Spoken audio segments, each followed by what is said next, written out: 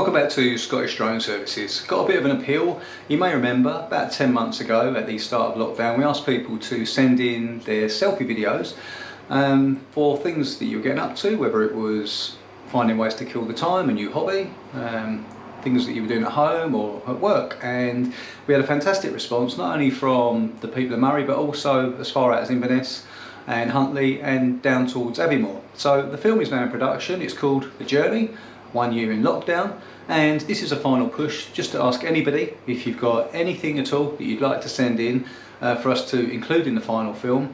It could be something great that's happened to you in the last year. It could be a new job, a new relationship, you started a family, anything at all that you'd like to tell us that you'd like to be included in the final cut of The Journey. Please feel free now to send it in to us. You can do so on either Facebook page of Scottish Drone Services or Moray Films, or you can WhatsApp me on 07929 266 354, or if you want to send it by email to info@scottishdroneservices.co.uk, you can do that on WeTransfer.com. That's pretty much it. Thanks for listening, and if you haven't done so already, can I just ask you to subscribe to my channels please on Facebook, Instagram and YouTube at scottish.drone.